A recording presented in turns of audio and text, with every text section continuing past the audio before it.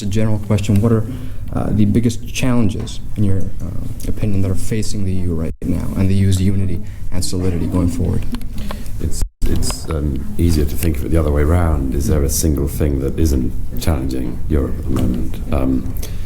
Our continent as a whole has so many problems in the years ahead. And Britain, in my view, I'm Brexiteer, as it were, a Eurosceptic, but I don't believe that every problem we face is solved by Brexit. Mm-hmm. Every problem is still before us after that. But there is, for the remaining parts of the Eurozone, obviously there's going to be an ongoing crisis, there's going to be an ongoing financial crisis. We're going to be tied up with a lot of that, certainly a lot more than a lot of people think. But that's just one of them.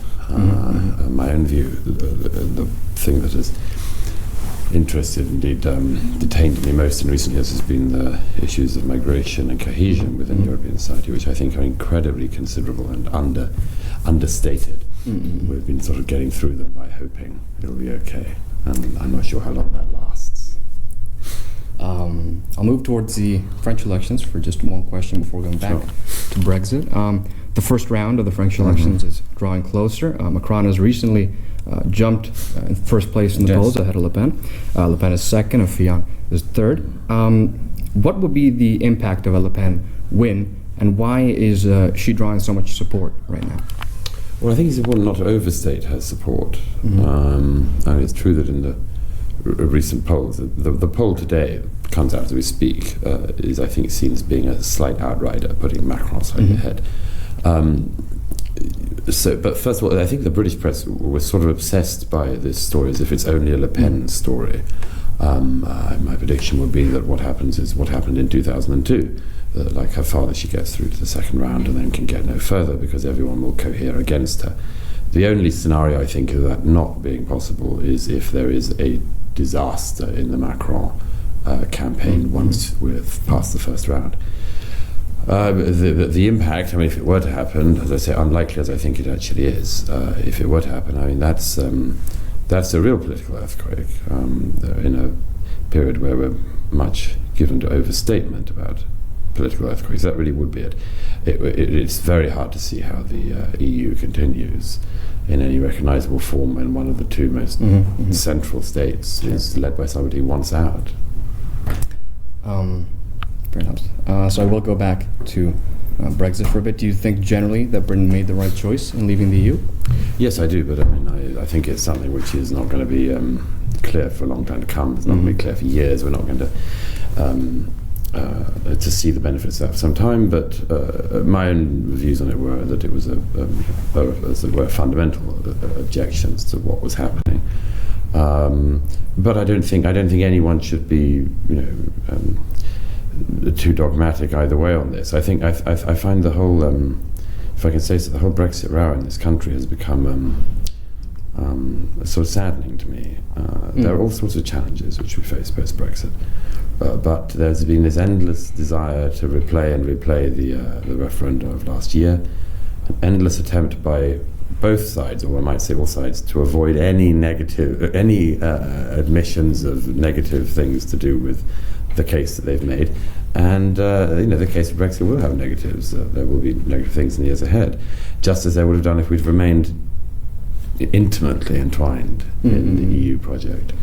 But as I say, my own view is that we're always going to be better off out.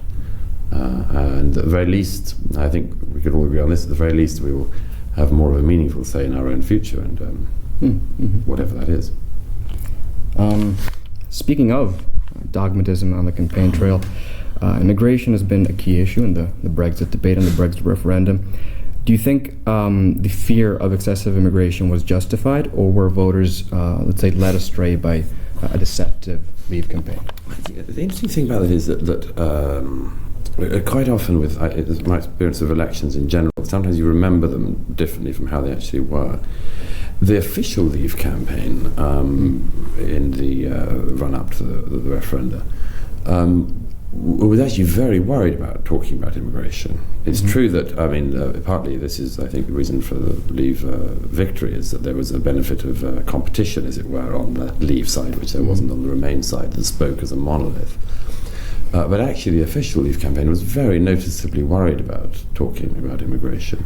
You can take from that what you will. Maybe they thought that that vote was already in the bag, but I don't think it played such a big role as people thinking in retrospect.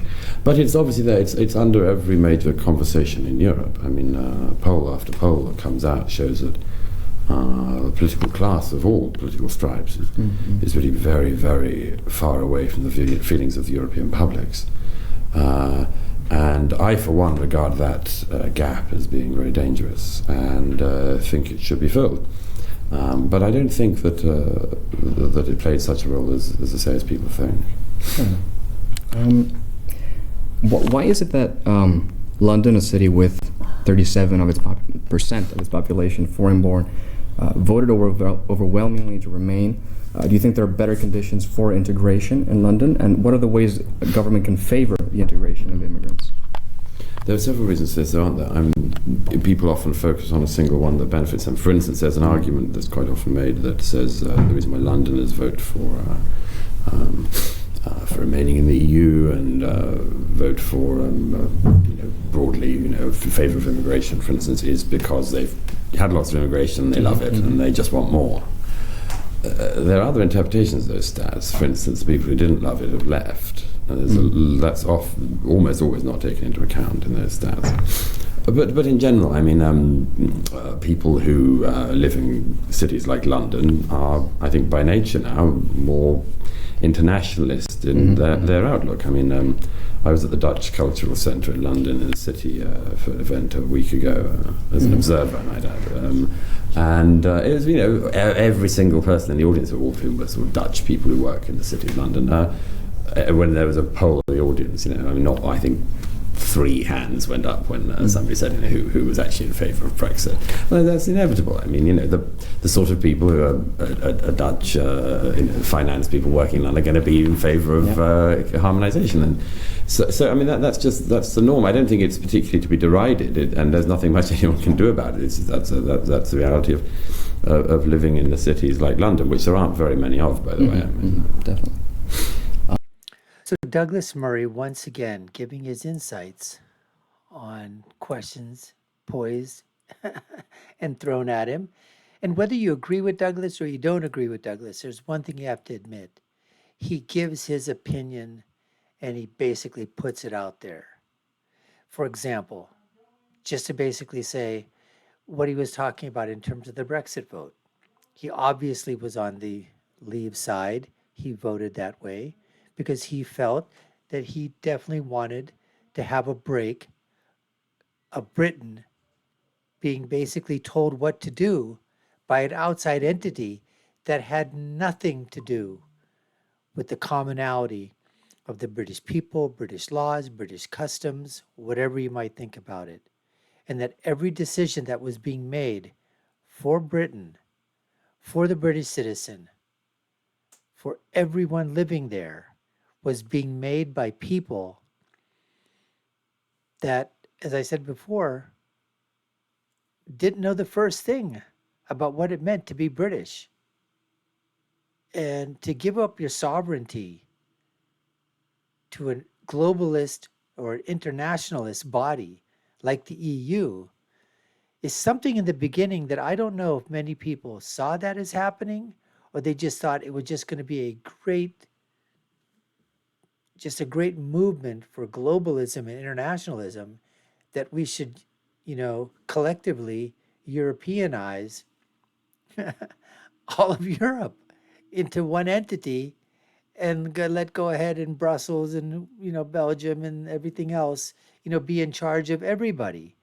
Now, for some of the smaller countries within the EU, maybe that worked out well because they're looking at basically in terms of sharing the wealth, distributing the wealth from those that have to the countries that don't have. But as Britain found out, not everything was hunky-dory to them. And that's what the reason was. Now, when he siphoned this thing off into the immigration part of it, and he was asked the question, do you think that the Leave campaign deceptively or whatever, utilized immigration in terms of, xenophobia, racism, bigotry. That was the underlying premise, I think, of the Leave campaign, scaring people. Douglas said that, in the beginning and even during and towards the end of the campaign, he's correct. It really wasn't much talked about in terms of this was an immigration situation, more had to do with the autonomy of British nationalism. In other words, give it back. We want our autonomy back.